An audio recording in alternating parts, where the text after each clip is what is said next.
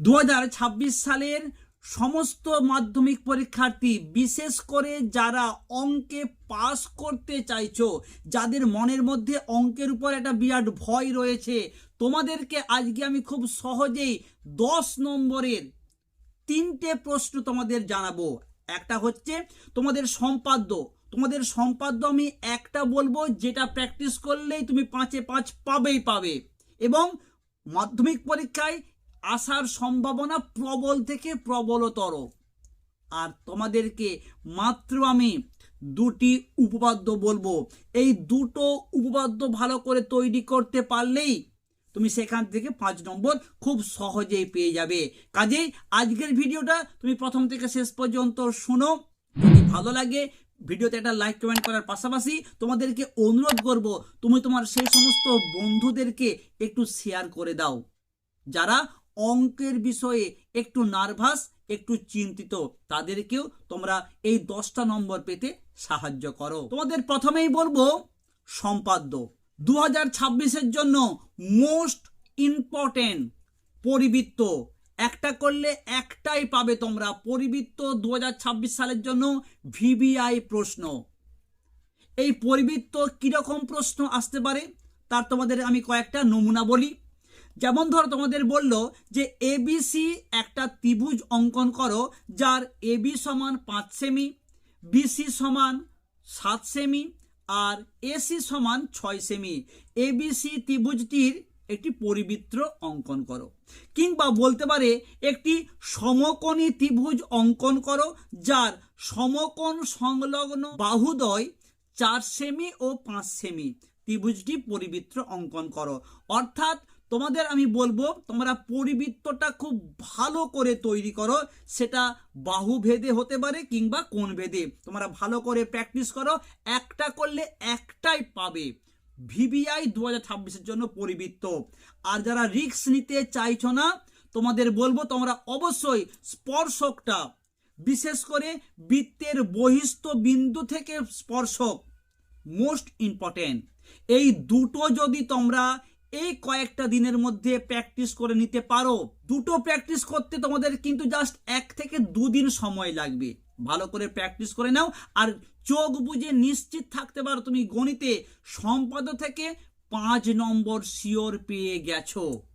ওকে, তাহলে তোমরা সম্পাদ্য থেকে পরিবৃত্ত মোস্ট ইম্পর্টেন্ট, এর পাশাপাশি তোমরা স্পর্শকটাও একটু দেখে নাও। এইবারে যারা উপপাদ্য নিয়ে টেনশনে আছো, কোনটা পড়বে, কতগুলো তোমরা মুখস্থ করবে, আমি তোমাদের বলবো চিন্তা করার কোনো কারণ নেই। হাতে সময় নেই, তোমরা জাস্ট 2টো কি 3টে ভালো করে তৈরি করো।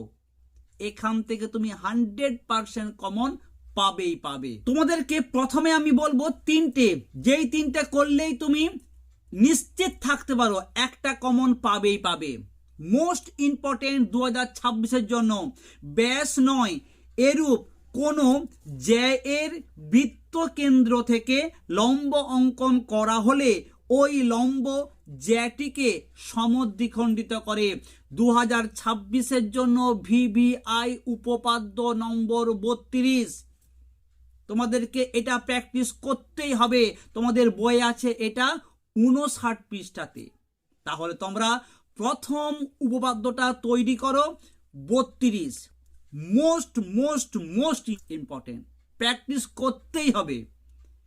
নেক্সট যেটা বলবো সেটি হচ্ছে উপপাদ্য 42 ভিবিআই। কি আছে সেখানে? যদি দুটি বৃত্ত পরস্পরকে স্পর্শ করে তাহলে স্পর্শ বিন্দুটি কেন্দ্রবিন্দুর সংযোগ সরল রেখার উপর অবস্থিত হবে। উপপাদ্য 42 পেজ নম্বর 215। 32 42 মোস্ট ইম্পর্টেন্ট। আর একটা তোমাদের বলবো কোনটা, উপপাদ্য 48। যে কোনো সমকোণী ত্রিভুজের সমকৌণিক বিন্দু থেকে অতিভুজের উপর লম্ব অঙ্কন করলে ওই লম্বের উপর পার্শ্বস্থিত ত্রিভুজদ্বয় সদৃশ এবং ওই ত্রিভুজগুলির প্রত্যেকে মূল ত্রিভুজের সঙ্গে সদৃশ্য। এটা তোমরা ভালো করে প্র্যাকটিস করে নাও। এই 3টে তোমরা যদি ভালো করে প্র্যাকটিস করো তোমরা একটা 100% কমন পাবেই পাবে। আর যারা 100 পেতে চাও, যারা রিস্ক নিতে চাইছো না, তোমাদেরকে আরো আমি দুটো এক্সট্রা রূপে বলছি এবং আশা করব তোমরা এই দুটো অলরেডি তৈরি করে ফেলেছো। একটু মিলিয়ে নাও। উপপাদ্য 33 আর উপপাদ্য 34, পিথাগোরাসের বিপরীত উপপাদ্য, এই তিনটে তোমাদের বললাম অতিরিক্ত রূপে। আবারও বলছি 33, 34 আর পিথাগোরাসের বিপরীত উপপাদ্য ভালো করে প্র্যাকটিস করে নাও। আর 2026-এর জন্য মোস্ট ইম্পর্টেন্ট আমি আবারও বলছি, উপপাদ্য 32, 42, 48 ভালো করে তোমরা প্র্যাকটিস করো।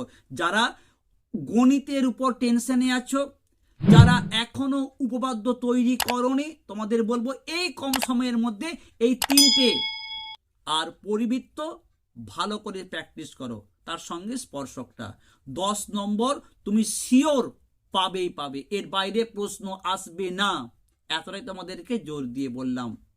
তোমাদেরকে অনুরোধ করব ভিডিওটা তুমি তোমার সেই সমস্ত বন্ধুদের মধ্যে একটু শেয়ার করে দাও। আর আজকের ভিডিও যদি তোমার ভালো লাগে অবশ্যই লাইক করে দাও। আর তুমি এইগুলো তৈরি করেছো কি না একটু আমাকে কমেন্ট করে জানাও। ওকে, দেখা হচ্ছে নেক্সট একটা ভিডিওতে।